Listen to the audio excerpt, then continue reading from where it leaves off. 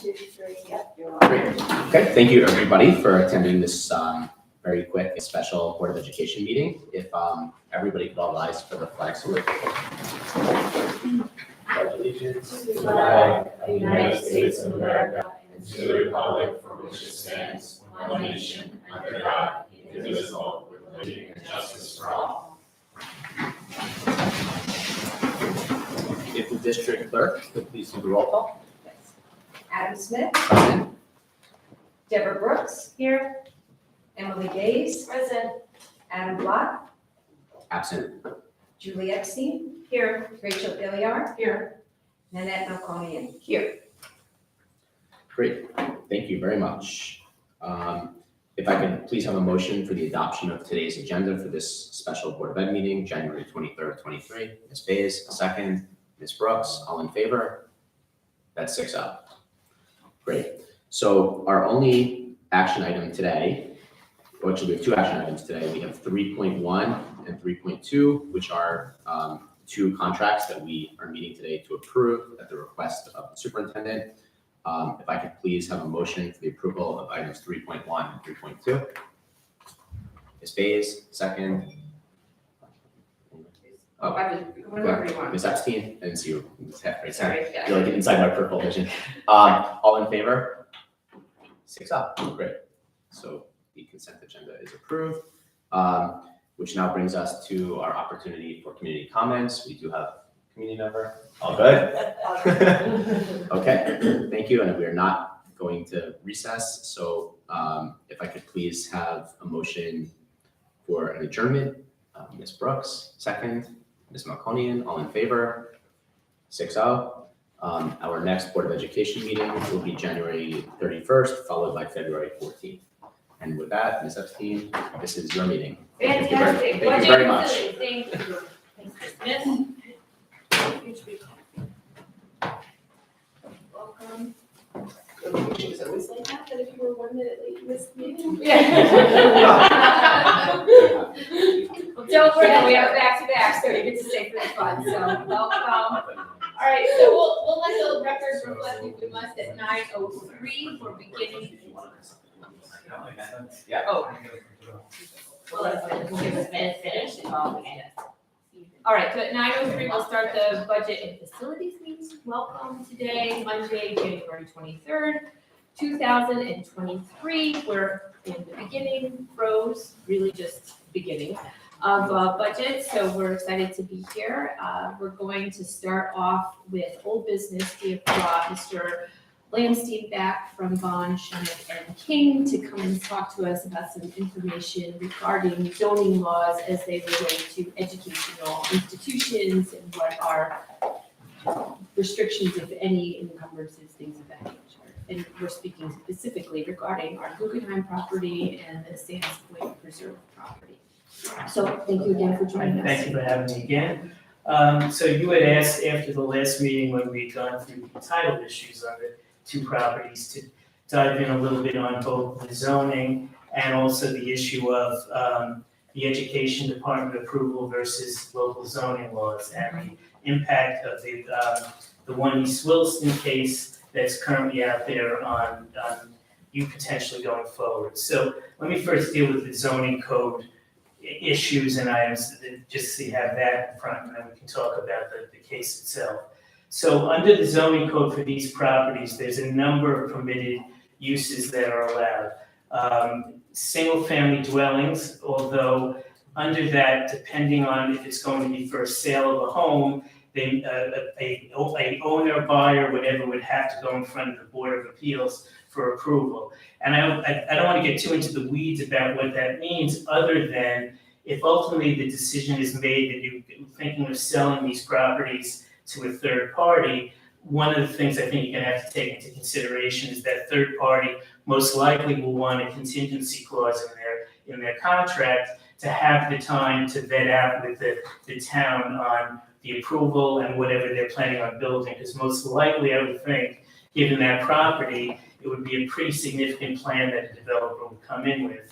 And in order to make sure that they could build it, my expectation would be that the purchase agreement, if you had one, would be contingent on that. And that usually is for a fairly significant amount of time by the time a developer has to vet out the issue with the town. So I just raised that there. The other permitted uses that are allowed, obviously, secondary and primary schools, houses of worship, just naming what a few of them are, greenhouses and agriculture, clubhouse use, and then accessory uses to some of these others such as garages, guest house buildings involved. So that sort of gives you a flavor of what the code would be for these two properties going forward.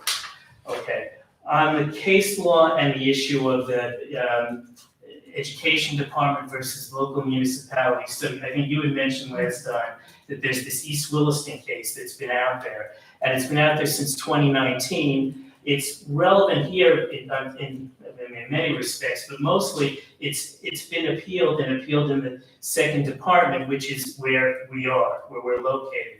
But there's other case law that has come through in other departments in New York that have gone through the same issue.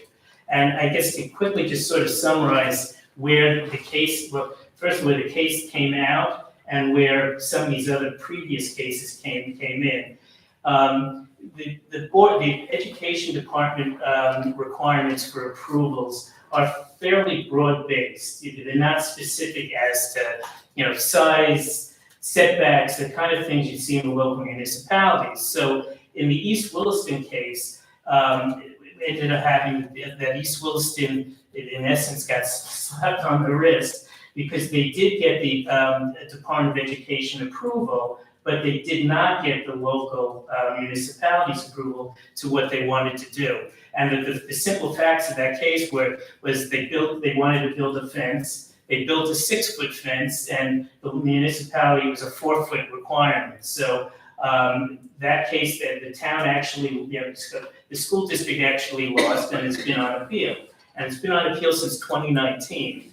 And what I will tell you, and the reason why I do transactional work and not litigation, is because the court system takes years to resolve these issues. I mean, it's 2019, and putting aside COVID, which is in essence further affected the court system, and then getting to decisions, it's now 4 years out, and there's been no decision yet. Now, there's been prior decisions that have sort of focused on the same issues, and the bottom line from that case and these previous cases are that unless there is a conflicting provision between the education department and local municipalities, in most cases you have to go to the local municipality because their regulations are very specific on what you can build, and the Department of Education, obviously they will approve it, but it won't have the same kind of dimensions and specifics that you're going to need.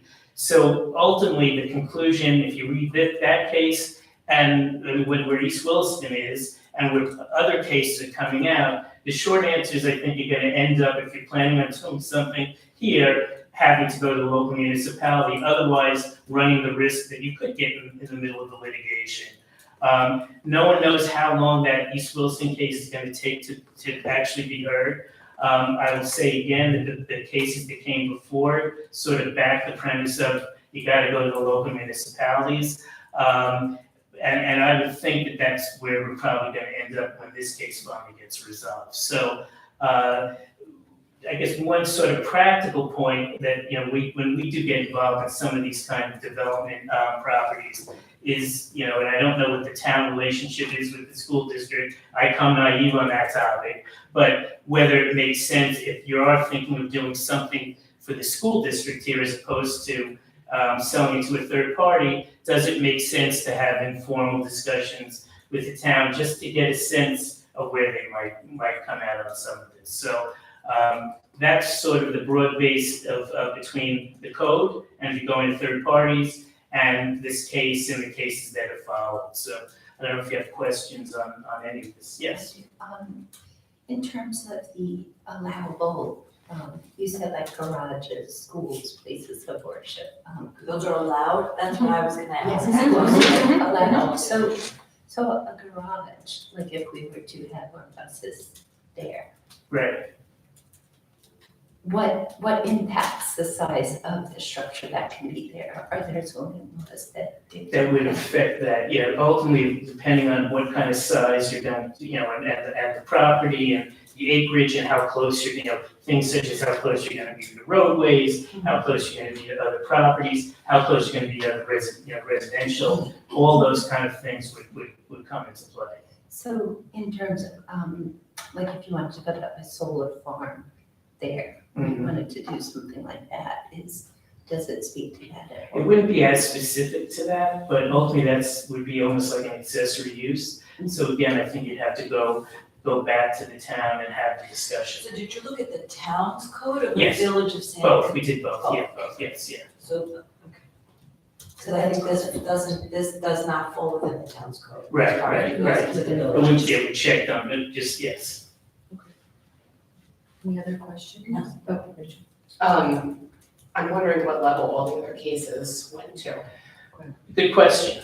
They all went to the level of the equivalent of the second department, like the most critical other case is a third department case. So so it went as high as that. It hasn't gone up yet to the Court of Appeals, but it went to that. So you can, between departments, could there be a different decision? Could be, but often when you're at that level, they look to what the other departments in the state have done. Are they in the process of being appealed up? No, those are that for now they weren't appealed, so it's firm law in that particular department. Okay.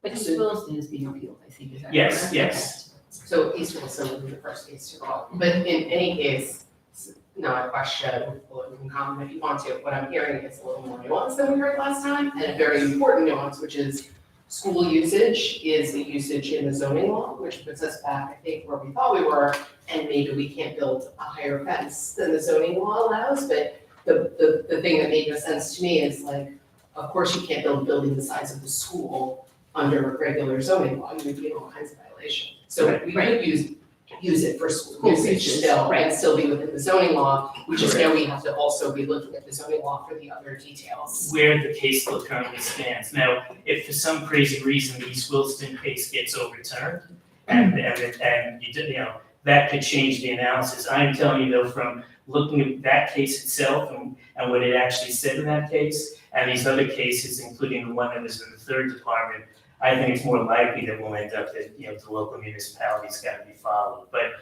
could that change? It could change it. I'm thinking it's going the other way.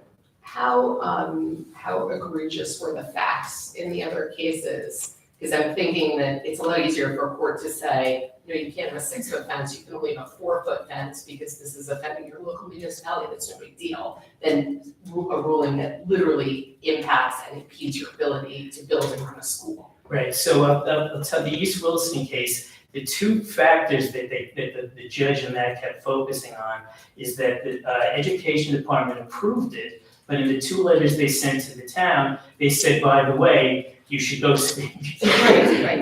Right, so, so, and how it got to that, who knows, but that's what they kept, and ultimately, that may be the going forward thing, that you can see the education department saying, hey, we're giving you the approval, but you really need to go back. So, they didn't get that much into the facts of the 4 versus the 6. The 2 key things were the letters from the Department of Education that said, we told, in essence, we told you should go back to the municipality. So, that seems to me to be very, very important too, because it really puts the school districts in a more sure place, even with this law, because it means we still do go to the state ed department for these approvals.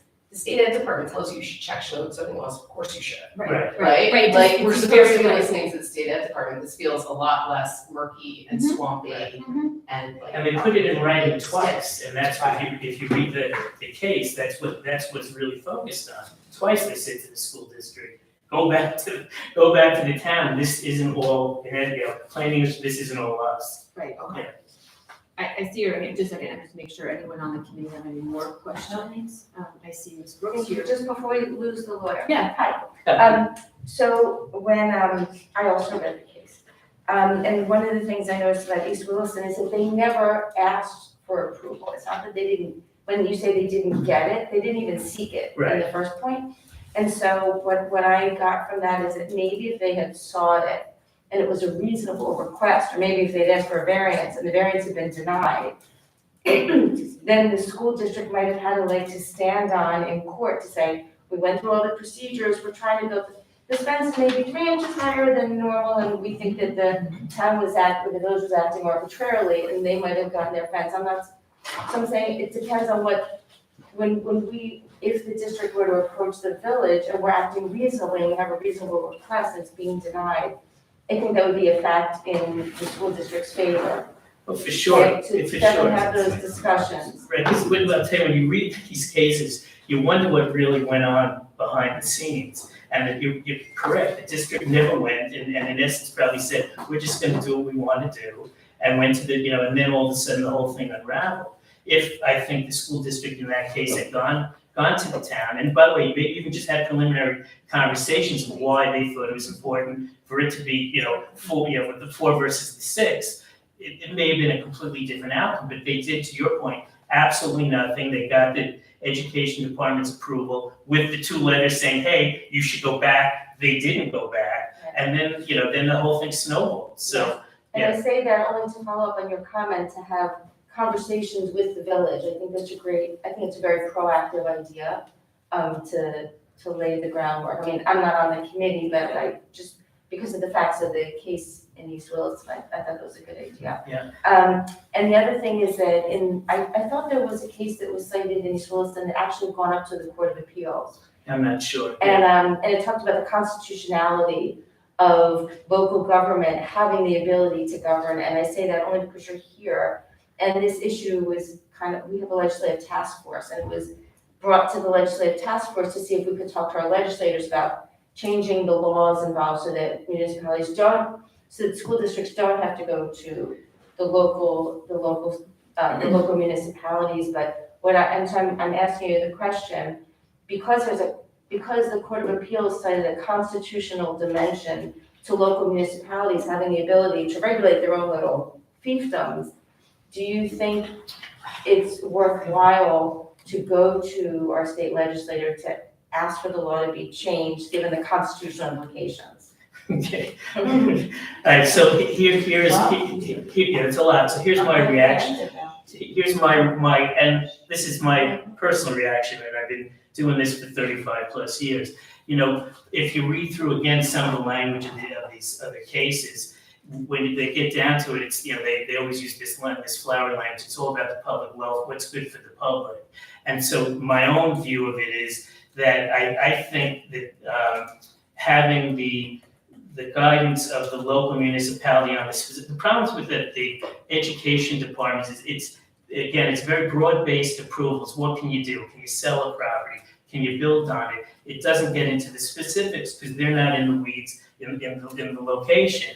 I would still think that you'd still end up, forget the constitutionality, that each one of these branches, if you may, should be involved in this, because again, on one level, the Department of Education should definitely, the school districts, for all the reasons we're here. The local is just how do you get into the weeds when you start asking questions about how big my building can be? Does it affect the residents down the block?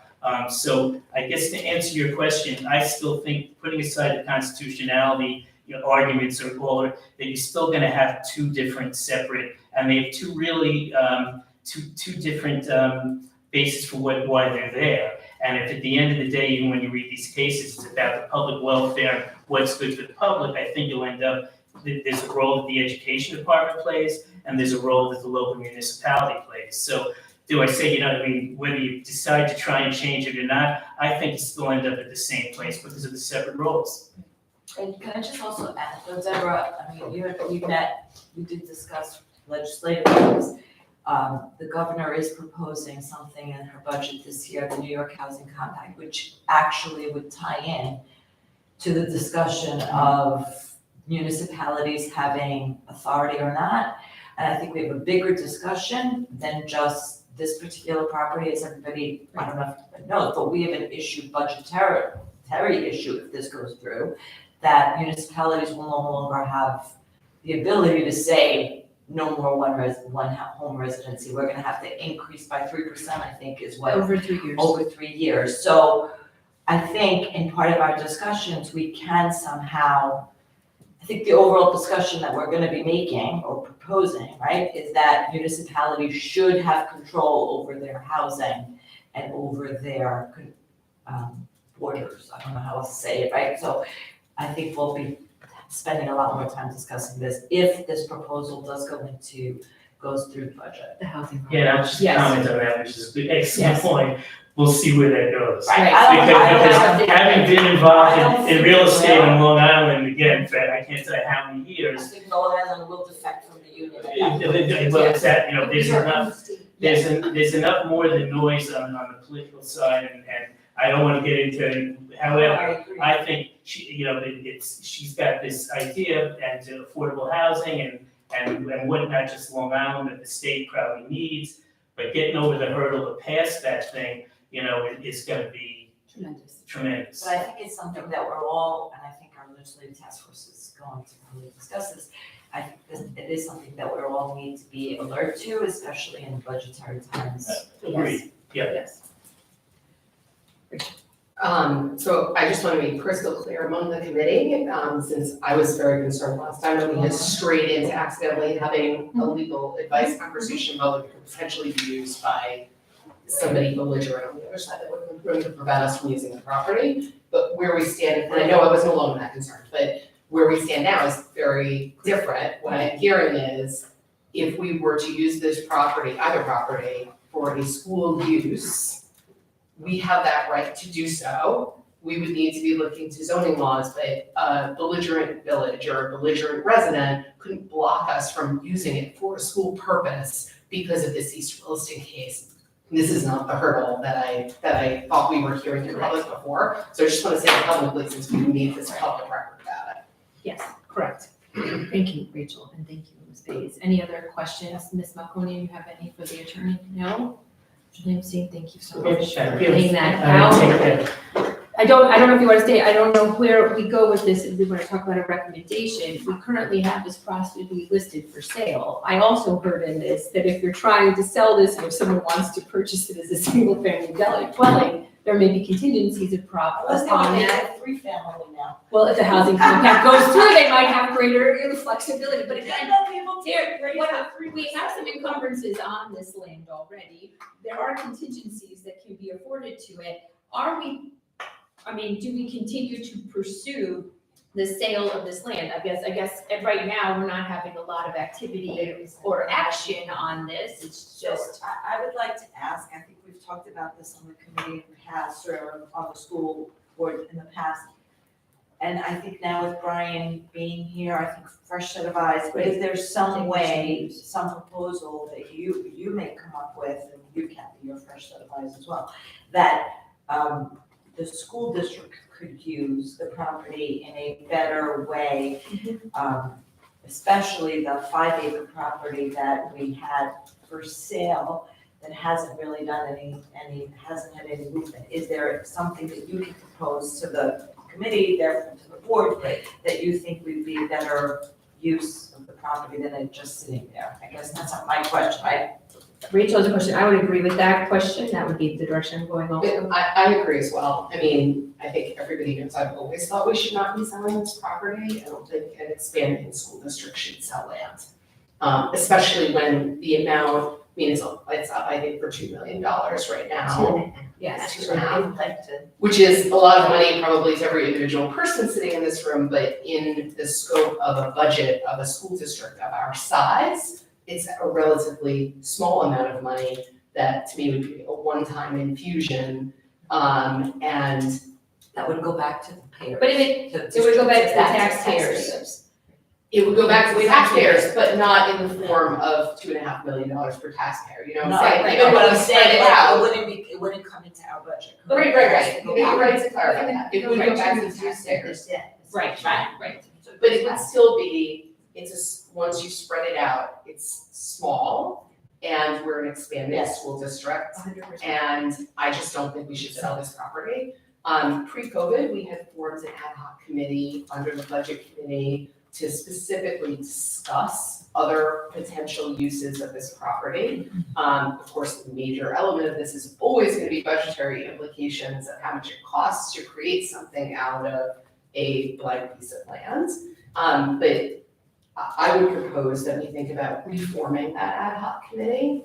And a piece of this, I think, would be exactly what you're talking So about, first we Kathy should and Brian, do- recommendations, but I think we would want more than facilities proposals. I agree, but I think pre-COVID, we had a different set of people here, right? So I think it'd be helpful to us to see what our facilities and business office want to propose. I'm not disagreeing with you, I agree And with you. then I think maybe we move it on if it's necessary, but they may So come back. again, so again, I first foremost, we have to get the full approval of the board that Absolutely. we would like to take this as property and look at the worthwhile benefits of using it as our own and not trying to sell that, right? I mean, the board. Yes right and now- no, I don't think that We don't have to take it off the market right I don't think we off. necessarily need to pull it off the market, right? Right now, it's been sitting on the market for a very long time, partly because it needs to be single-family home, and there are complications to it, the land has to be cleared, you know, Right, there's all right, kinds right, of right, reasons right, that right. scare off buyers Right. from it. So I don't think we need to remove it from the market. No, but I think we just need to make the board aware, we have to make the board aware this conversation The board is absolutely happening, has to approve right? if And we make, wanna move forward. because I don't want Mr. Graham to start an exercise and Ms. Manuel to start an exercise of looking at, worthwhile uses, and then at the end, the board's like, no, we But don't. I don't think we're talking about moving forward and giving them the say, so I think you're No, I asking agree. what the committee recommendation would be. Correct. And then if three of us are in agreement, we can take this to the board for the next meeting. Yes, correct. I just was saying out loud the big picture aspect of it also, yes, so I do agree, I think first, I'd like to hear what they have to say, and then form a committee from that point, if that seems like a worthwhile use, and you all feel that this is property you would want to utilize. Well, the thing too, it's gonna be skewed to facility perspective, so I like when I heard greenhouse, I think that's wonderful too, but we have needs for storage and things like that, so, I mean, I guess. Well, I think what I hear you say is, we can definitely make use of this piece of land.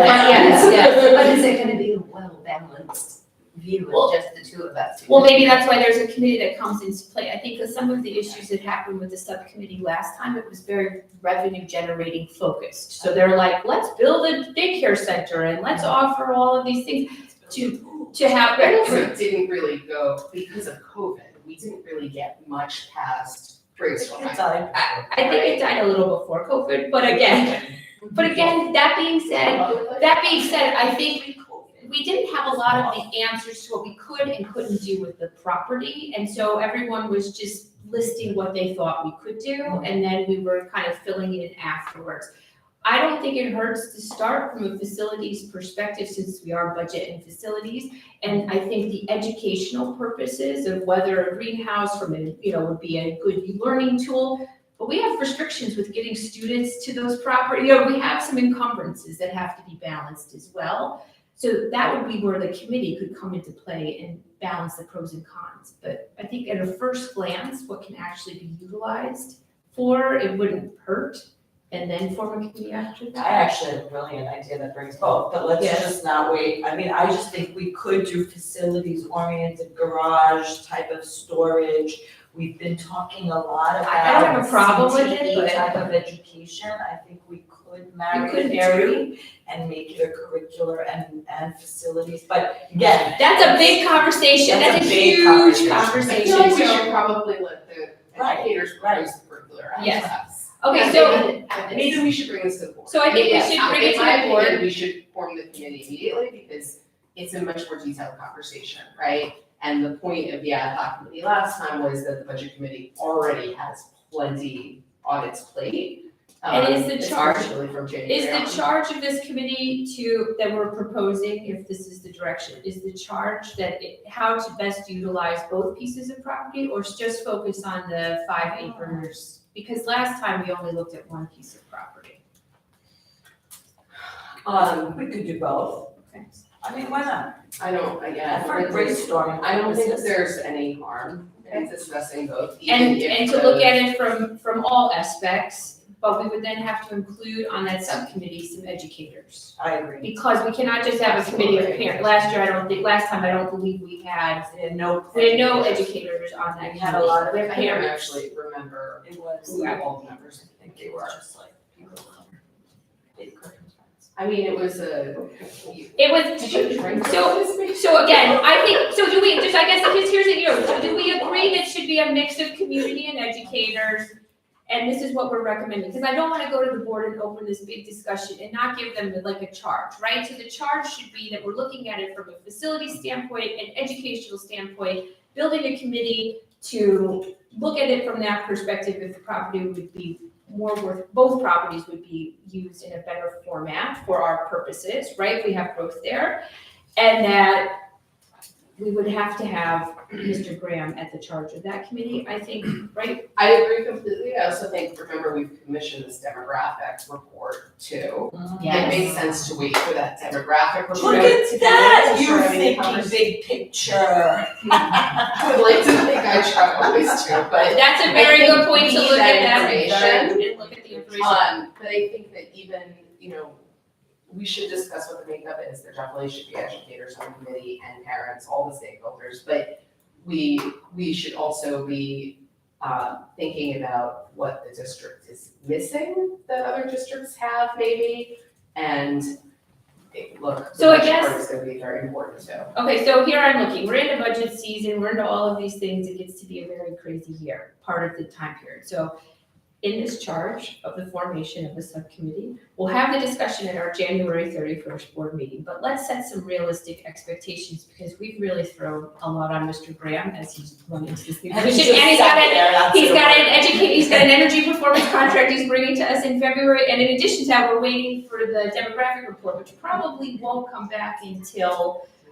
April, May, spring. So maybe we work on the best ways to craft who should be on this committee over the course of, if it's something that's worthwhile from the board's perspective in our recommendation, from that January 31st until we get the demographic report and then include it in there. And this can be something that starts off in the latter half of the year and into the next fall. This will be a forward-looking budget and facilities committee moving forward, right? Yeah, we're not planning on Like on I an said, inclusion of it. when you talk about the EPC and you talk about mixed use of that property. That's the other obviously, thing to come into. transportation, that is something that we talked about, the biggest hurdle is clearing that space in the budget, whereas if you were gonna use it for energy, development, Yes. then you would include that in that project. Right. So if you were to clear it, to put solar there, it's more of a lease, the district's not losing the property, you still have that ability to develop it further, but you would do a solar lease, which would help you clear the land, be revenue generating while we're. And let's just throw in that other thing, many of these programs are offering STEM academies that they are providing free curricular services to come in for your students to Jones join Beach on has that. the energy system, which was state funded, and that's again, they put a solar farm in, and then that came with curriculum based facilities as well. So are you saying that really, in tandem with the energy proposal, you should be thinking about this as well? So to consider it, it'll be a menu of options, the district, we'll have. You'll say present which that to us. FIMs, Yes, but we yes, would yes. like all of the EPCs that would, to consider that as an option, as an available option. We just got more recent information on the Infrastructure Reduction Act, the Inflation Reduction Act as well, which could potentially fund, a large portion of that project, so it's definitely something we want to. So we have a lot of information still together. So I think what you're saying, proposal was, we go to the board, we update the board on what's happening, we wait until the energy. And the demographic, we can say if we can get the approval, we could get the approval of the board that a subcommittee can be formed and we're moving in the right direction. And then, but we need to form our subcommittee much later in the year, right? Right, because we might get a proposal that changes. 100%. Are we all in agreement with that? Yes. Let's do it. So we're taking it to the board on 131 and Yes, discuss. yes, the subcommittee and all of those, to ask it for a subcommittee and talk about it. All right, you weren't really necessary, but just in case, right, something came up, so thank you All very right, much fair for the enough. Take extra care, time, we everybody. really Thanks. appreciate it, thank you so much. It's 9:34, and I really want to get So we're gonna skip policies, and we have Mr. Jerry Borselli here with us today. Hello, welcome, thank you so much for joining us. And we are gonna talk about universal pre-K. I just wanna give everyone a reminder, last year in the budget, the school district was afforded a large additional sum of money to expand their universal pre-K program, and, of which we did, and you are chairing that group, that committee, or the pre-K program. And then again, this year in the governor's state of the state, we have still yet to see what happens, but she is proposing to add even more money to the universal pre-K, and this seems to be a hot topic of conversation budgetarily from all aspects within New York State. So thank you for coming. Dr. Feeney gave a great presentation of just the generalities. We want to look at it from also the budgetary standpoints and how things are progressing thus far, and what abilities we have for growth if we are given more monies for this. So with that, unless you have anything to add, okay? Okay, well, I did get a few questions already, so I have some prepared answers. Fantastic. So the first one was how many students are in the program? So we have 102 students in our community-based organizations, which there are 6 of them. And currently we have 90 students in our pre-K housed at Daly. So 192. Victoria, I'm sorry. Yes. Could you, just because we are recording this, can you explain the difference between community, what that means? Because I know we discussed, Yeah. I know the answer. So the community-based organizations are private preschools that basically register with our district, and we have to go to twice a year and make sure they're following the same curriculum as we do, and their teachers are certified just like ours. We offer them staff development, and there's 6 of them in the district. I could probably name them all right now. Don Shalom, Temple Beth Israel, Roslyn Trinity, Happy Montessori, Child's World, and Port Washington Children's Center. So when the 102 students, that means those families are receiving a Seven. Correct, yeah. And by the terms of our grant, we have to allocate like 10% of Correct. the monies received from this grant to a community-based program. So it's Correct. not like we're just choosing to Right. share, it is Right. one of the requirements of the funding. That's correct. Okay.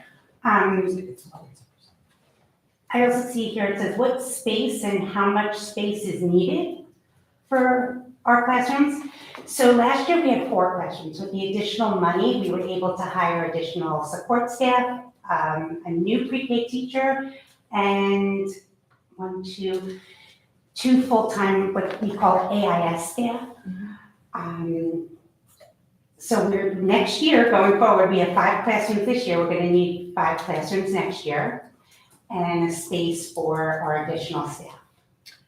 So, go ahead, go ahead. So if we are told, so if we get an increase, I guess, in our universal pre-K funding, how do we address it?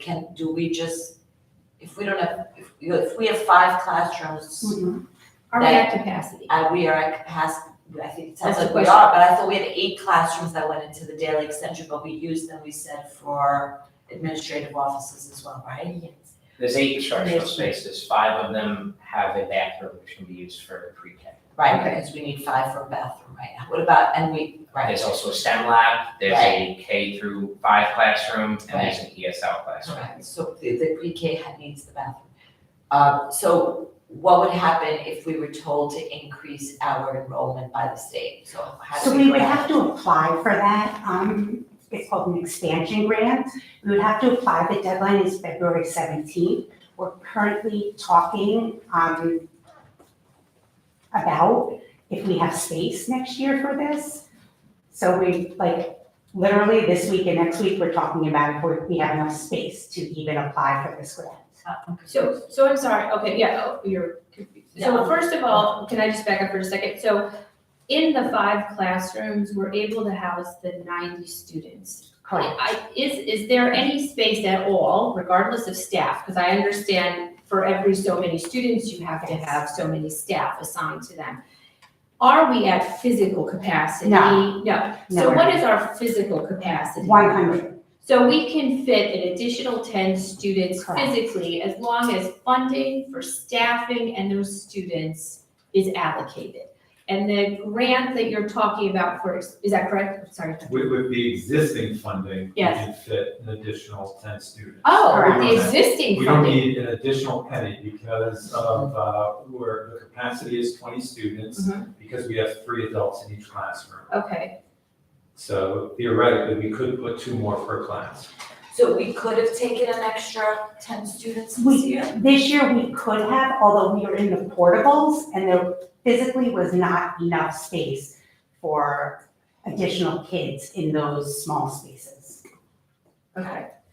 The classroom will have a little more space than the portables. And so that's our total, like 100 is our capacity. So the expansion grant that you're talking about is whether or not we could apply for a grant and that would afford us to build, to lease, to, what is that, what is the, We what are would we? have to open up an additional class. And where would you find put it? that? I'm not We don't know, sure where so, we would okay, put it. so that's the That's discussion. the question. Correct. Okay, We'll okay, build it, build okay. it and they will come. Okay, so sorry, you're on a great track. We're just trying to put Okay. all the pieces together. Sorry, yeah, oh, Rachel, yes, yeah. So is it a legal requirement to have a bathroom in a room for Yes. pre-K? Yes. So I know there are pre-Ks in our district that don't have that, or they just grandfathered and anything new needs a bathroom attached? Preteens You in our mean buildings. at the No, city? not our buildings. No, communities. Oh, Yeah, community communities. based is different, They they're just don't private. have to follow the same Correct. rules? Correct, Okay. they're private. Public schools, we need a bathroom inside. Okay. But I still, I don't think the question, and I don't know if it's continuing, your question was, so what happens, I guess? I thought she was gonna keep going. If Oh. we get more money, what can we do with the additional funding so that we're not just dispersing it, not saying just dispersing it, is it worthwhile for us to look at it, utilizing it within our own public setting as opposed to just, And are we allowed to Just are we allowed to just disperse it? We are. Okay. Currently, we're in contract right now till 2025 with the 6 CBOs, so nothing can change until after that. So if we apply for this expansion grant, we would have to physically open up an additional classroom or take in additional kids. Okay. Mm-hmm. So I have a question about that. So my understanding is the way the community-based organization works, these parents just enroll their children in that school. Correct. And then because of universal pre-K, they enter a lottery if they wish. And some of them get grant money that's like a rebate off their tuition. That's correct. So what's the contractual issue that wouldn't allow us to just give more people a rebate before the contract is up? So we had each CBO sign a contract until, it started 2022 to 2025. Yeah. And in that contract, it stipulates how many students we can pay out to them, which is the 102.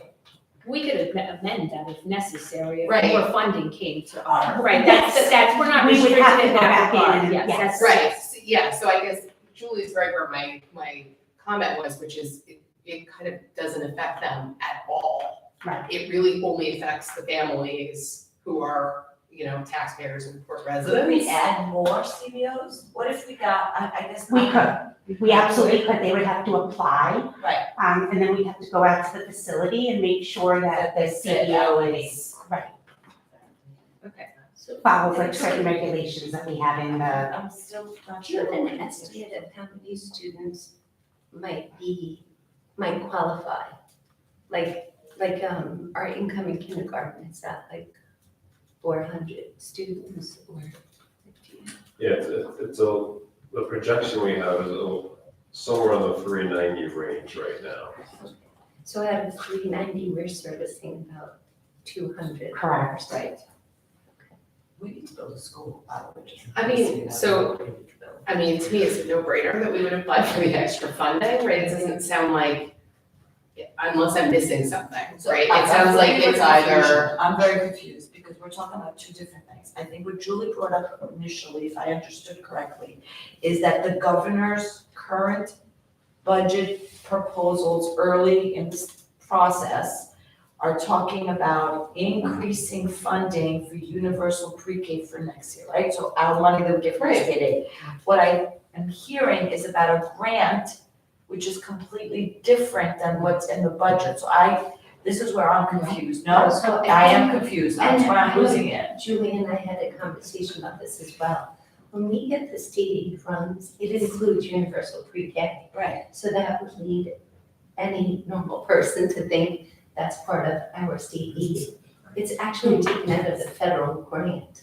So that's the why same grant? this is the Yes. same grant, it's the That's same what we needed funding. to because clarify. Yes. When I look at state aid numbers, though, I remove that because I know we're not supposed to include it. It's not in the general fund. Got it. So that's the grant that Victoria This is said. the So it's grant the same, part, yeah. okay, that's what I needed to make sure we understood. But there is an additional federal grant you could apply for also that some other schools. That's the use. February 17th That's deadline the one. expansion grant. So there's a state grant and there's a federal grant. Go back to No, square it's one. all one big, I believe the federal government is giving it to the state, and then the state, It's That's the SUDK grant.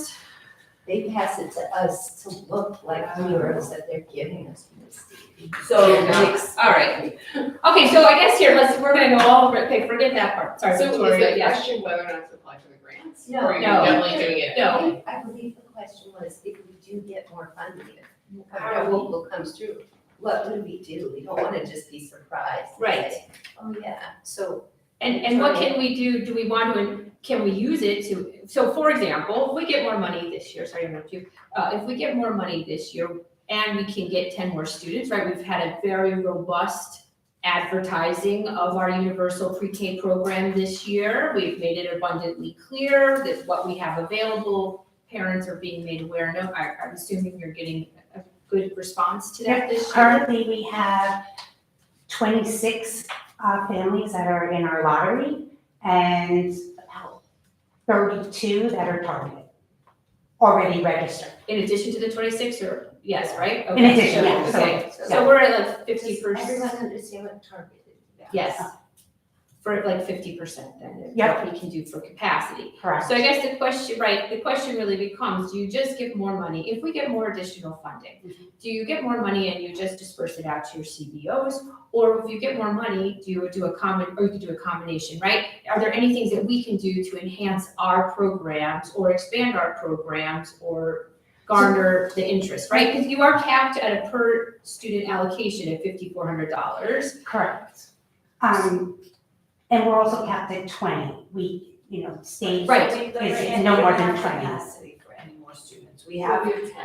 yes, but it's We have- already, we can Yeah. afford We it right can now. afford it, but we So- can we enhance our programs any further or no, not? So we did enhance, we hired support staff, but a stipulation in applying for this expansion grant is you have to physically take children in.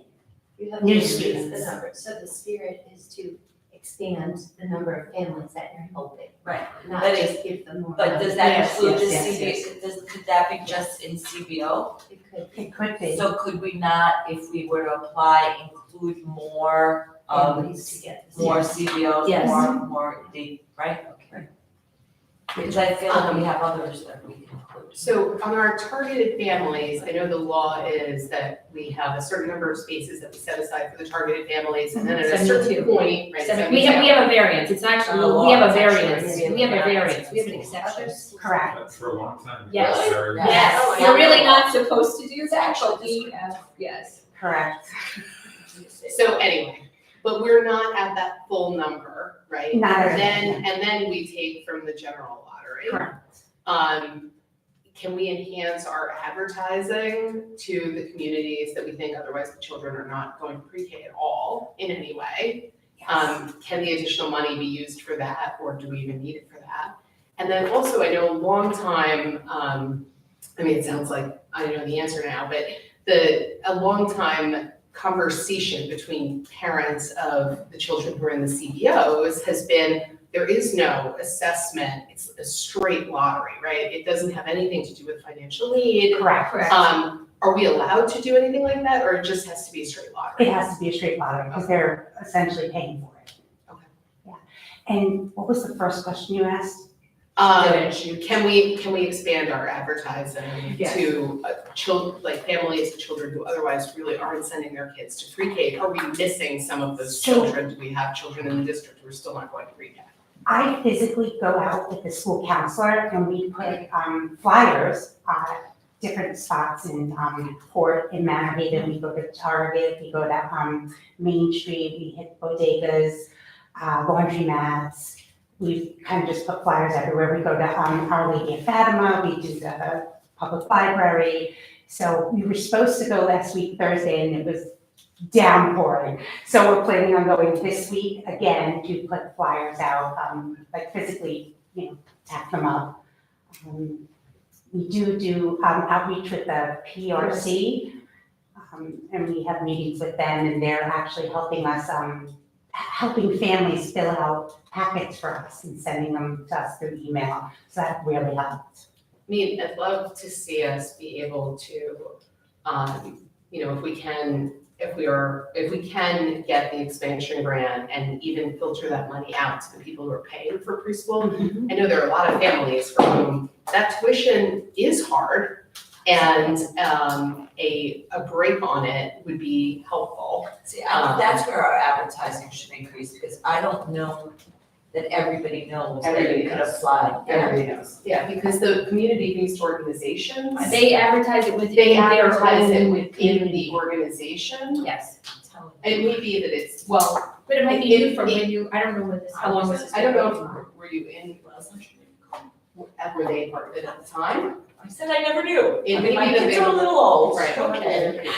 It may be that they weren't part of it It at the would be time, nice or if it we might can- be, I think that would be a better way, Yeah, I think it's a simple question to ask. Look, I only have experience with the nursery schools I was involved with, but it's like a pretty straightforward thing on application waivers at this point. Right. People are registering for kindergarten. It might be good to do again, something because They They have have younger all the kids, time. that's a great idea also. I mean, ideally, what would be great is if we can serve all 390 incoming kindergartners, and they could be in a pre-K program, right? We could get to 100 at our Absolutely, capacity, right. and then we do the other. Well, so that was distance gonna of be the end of my sentence, is like, the first piece, first, it seems great to subsidize pre-K for anybody we can. If we have the ability to apply for funding to subsidize for more people, that's great. But like, the real need for me is the kids who otherwise aren't attending pre-K, 100%. because there's like very, very clear research on this, that attending pre-K or not attending pre-K has a huge impact on a child's 100%. educational success. And it just, it increases that gap, right? I mean, it just really does so. I said A that. lot of districts have added pre-K centers, in recent years. Yeah. And one of the things that is unique, at least for us, that I'm aware of, is that we do provide, not from the CPO side, but at least from our public side, we do provide transportation for our pre-K students, which is a benefit and, helps to make sure that everyone can Can we attend. provide transportation to the CBO students and use that from my? Well, then, we don't get any We aid don't for the get that. transportation, even to our school. yes, Okay. So that's. right. Okay, so I'm sorry, we asked you a lot of questions even though you came with your questions.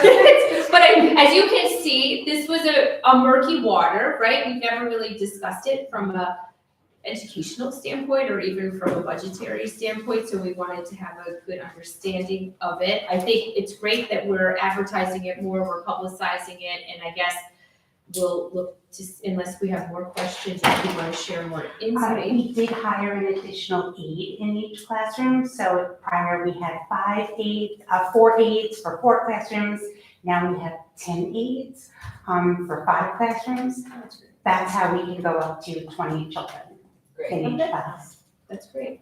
So we just need to really get the word out and, get to capacity on all ends to the best of our abilities, it sounds like. And also, the grant funds most of the program, but also the general fund does as well.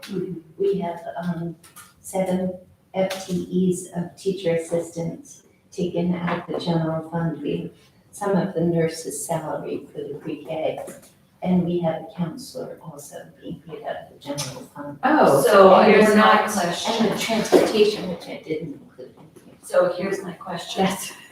If there were more funding, which it looks like they're going towards Right. that route of giving more funding, wouldn't we be able to use that funding from universal pre-K to Right. and empty out the general? No. No? No, because, and this year we were kind of faced with the same thing when we received this money. You have to expand. So the reason we could pay for additional fees and we had Additional teachers. Yeah, We did expand. is because we increased the number of students per class, so we showed them that we're expanding. So next year we just- would be expanding if we added the 10 students, correct? 'Cause No. that- No. The 10 students are included in this funding. Ms. Schultz is like looking at me like I see your brain. Yes. That's where you can. Because I already went there. Yes. Because 500,000 we spent, you know, but.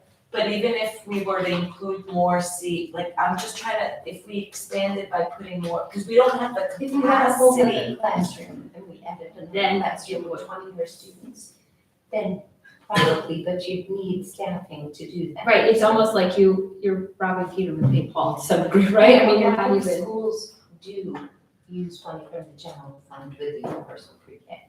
And I think the goal, what I've heard up at Albany is they want schools to do the universal pre-K, but eventually they're gonna be Included into the general. the general fund. So it is good that we already have Got something, Okay. just that we support it. Okay. All right, well, from a budgetary standpoint, I think we have our questions asked, and yes, is that correct? Victoria, you're here, wonderful, thank you. And I'm gonna, while you're still here, I'm gonna go over our board members. I see Ms. Maconian has her hand up. So you mentioned that you're doing outreach to a lot of different organizations in town. I didn't hear you mention, and perhaps you just didn't thoroughly mention the entire list, but I'm interested if you've reached out to Liddick House and. Yes, our school counselor does that, yes. Okay, and St. Peter's. Yes, and St. Peter, yes. Yeah. Okay, good. And just in case I'm not following this, talking about the grant to expand, Mhm. are the limitations on using that grant the fact that we don't have an additional classroom for an additional 20 students? I mean, we could put 15 students in that class. We just need to add more students, but we need the physical space for it. Which we don't currently have. Well, that's what we're going to try to figure out in the next week, what the numbers are and if we actually have physical space somewhere for a class. Because there are classrooms in Daly with bathrooms that are outside of the extension, right? Correct, That we- yes, right, so that I think we talked about that at our facilities tour, that we Yes. could potentially use one of those. Yes. And this expansion, you just found out about this like late last week, right? Yes, correct, So correct. this is all new, All so new. we had said with Dr. Hines, we were gonna schedule a meeting and stuff, so we can go from there. And first, we're actually going to the building to see, Where is there is space? Like, how many classes does, Daly have K-5 next year? So, Right. That is the first question. yeah. Any more questions in that? You're good? Okay, and Ms. Brooks? Thanks, I may be jumping ahead of the gun, but if you found a classroom that didn't have a bathroom, could the money be used to roughen the bathroom, or would that be a plumbing nightmare? Would that be an additional issue? Believe it or not, yes, you are allowed renovations in the grant. So yes, we could build a bathroom. If it was Perhaps put feasible, air if conditioner. the grant law If the permits plumbing it, is- but it's just a matter of whether facilities thinks it's feasible or viable use of the money. I was just curious. But I do know Daly School has some kindergarten classrooms right now that have bathrooms in them, so it is existing.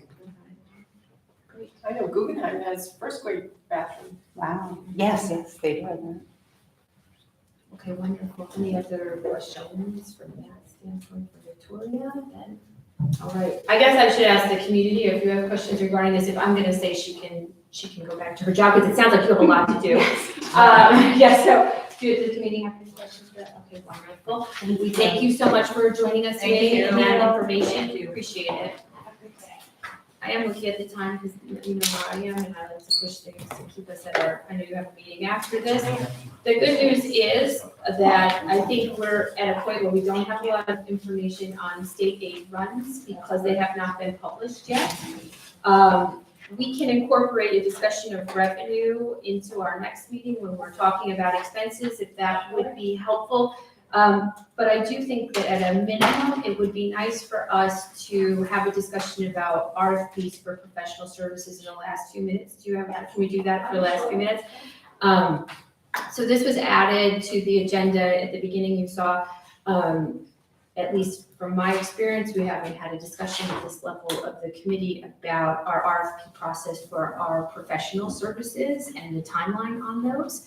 So I asked Kathy to look in for our attorneys, our architect, and auditors to find out the last time we did, and then if this committee would like to recommend that we move forward with, instituting an RFP from that process, right? Because these are some of the services that fall under the work of the board especially, right? Okay. So as far as the attorneys and the auditors, that is up for, they recommend that every 5 years you go out for an RFP. So at the end of this year will be your 5th year. Okay. As far as the architect goes, yeah, I thought, so I don't have the exact date, but I'm sure you do. I don't remember, I definitely don't remember the exact date, but we did recently change. Do you remember? Yes, we You were on I there? don't remember, but it doesn't. So it's under the 5-year Yeah, it's cap. under I think the it's 5 under year. 5 years. But I'll confirm that. The architect is definitely under 5 years, but Maybe 3? yeah, I don't remember. Karen. I feel like it was right before COVID. Yeah. I think Karen. I really feel like it is too. I feel like it is That would also. make it 4 years. I think it was 2018. In any case, I think what I'm hearing is that our attorneys and auditors Right. should Should be put out for an RFP at the end of this year. And what we talked about last year in the audit committee, I can just share that we knew this deadline was coming up for the auditors, usually the audit committee, because they work closely with the auditors, both the internal and the external. We pick a time that we would want to, look at the different candidates and talk to them and see what their proposals are. We have feedback based on our work with them as well. So, I know that committee is happy to do that and be part of the process as well. So I can get together an RFP, there's standard ones for auditors. Okay. So we would be looking at your external and your internal auditors, so you have 2 different RFPs for that. And as far as the attorneys, I'll look into that. Okay. I'll see what the district used in the past, and I can get some. That would be great. And then I think, I'm assuming, the board does work with the attorneys in that regard. We would want to be involved as well in that process and once candidates are brought in through that process. I would think, yes, when the Yes. studies prove. Yeah, absolutely. I think that's not, both of them, I think, is board level discussion. Yes. And, some of that will be a non-public Yes, discussion. 100%. I think the auditors could be screened through the audit It's- committee first. or- It is but part of like the ultimately purview. board, everything is under- I don't have an objection to the audit committee screening them. Probably the entire board should sign off on the recommendation. 100%, Sign off, yes. but it absolutely makes sense that the auditor RFP would go through the audit committee first, whereas But the attorney RFP Yes. would be at the full board level as Yes. a decision matter. All right, so then the recommendation from this committee, if we're agreement, is that we'll be going out for RFPs for both the attorneys and auditors, making sure that the audit committee is involved in the audit process We'll with check final the approval of timing the of board. architect. Yeah, we'll check the architect, and then the attorneys, that the board will be involved in that full review as well, once candidates are received. Are we in agreement? with And that? timing wise, obviously the board will sign up on all of this, but timing wise, the It board should would be be to have these before- RFPs out Before rework, and be deciding at the Yeah. end of the year. It has to be at the. because we want to put all these names on rework, so we'll be doing that in that time period. Granted, they can be decided in May and June, Right. right, because we have, Yeah. but we just need to have the choices decided amongst us first. Okay, that's wonderful. Next month, well, after we have the board meeting, I can start the RFP process. Great, Excellent, and then it gives them. Yes. time. that's excellent then, I think that's great. Thank you. Okay.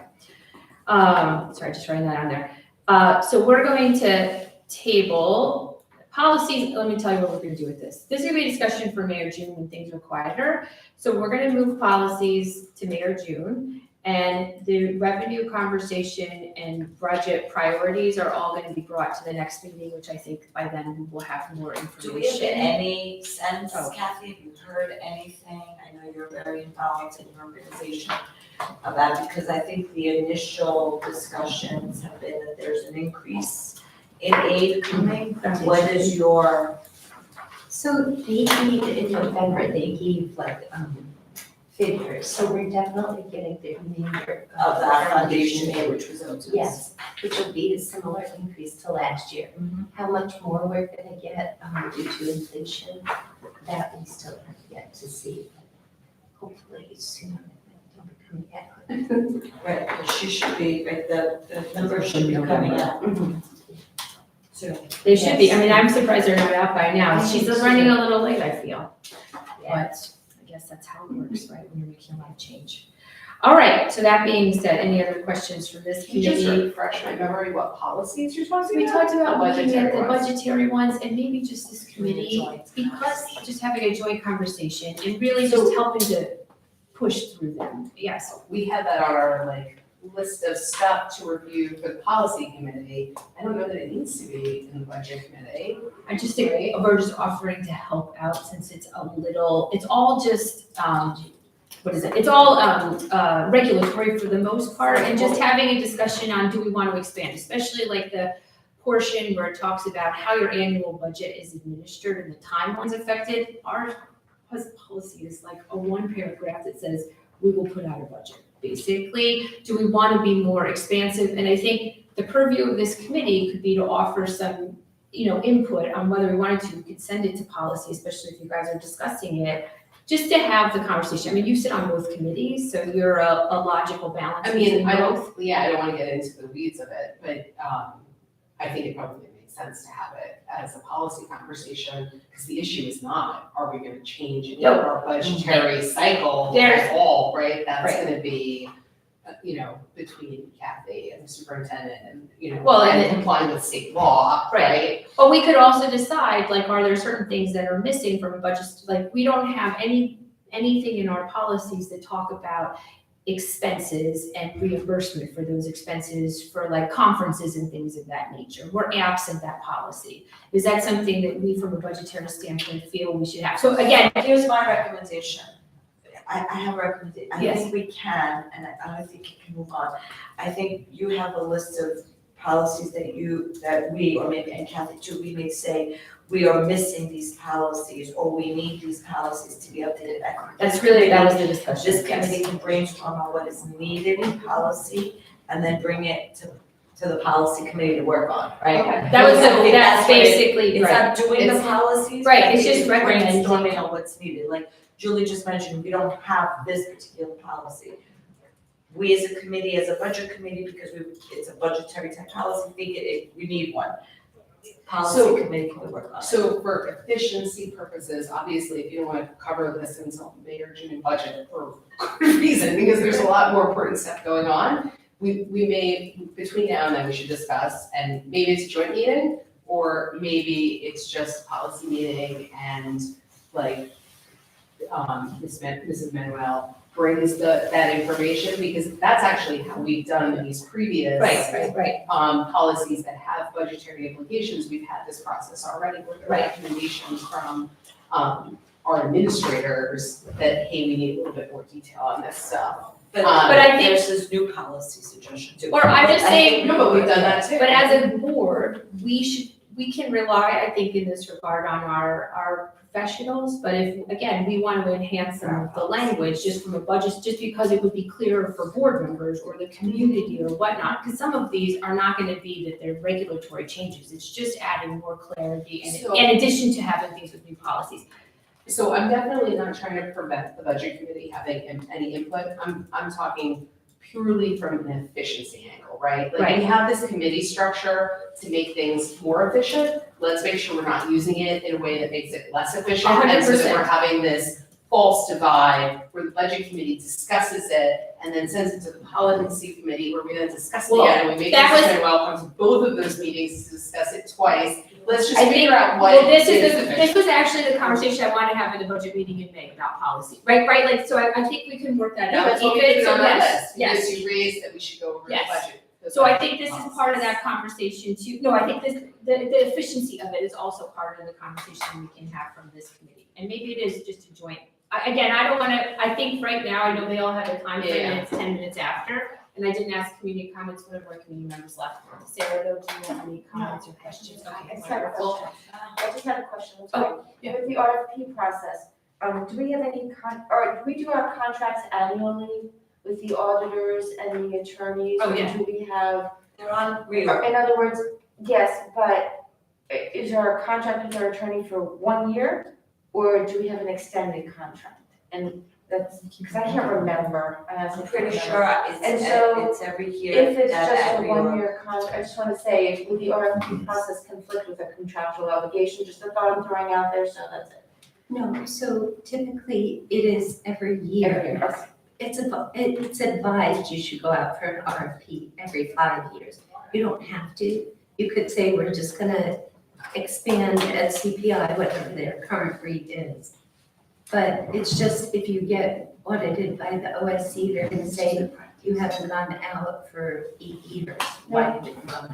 And then is our contract with our attorney or our auditors, or anything in the contract that No. binds us to that organization, that business, that whatever, No, the entity, that would prevent us from going out for an RFP? Yeah, That's no. all I was asking. Yeah, And I'll tell you, Deb, even from the auditor perspective, every time that we've been meeting with the auditors, we talk about, we didn't do it this time, or actually, we did talk about with the external auditors, we didn't talk about the internal auditors, that our audit is, or our RFP process is coming up again to reevaluate them, so they're very well aware of it. I mean, I don't know about our attorneys, but at least from that standpoint, they are. And they seem like, yes, this is very customary, they remember the process. Okay. That being said, I'm sorry we're late. You know, that kills me. 10, 12, 10, 11. I said it was gonna be an hour. Meeting adjourned? Yes, I'm meeting gonna adjourned. pull those We're all plugs. done. I get fired now from the committee.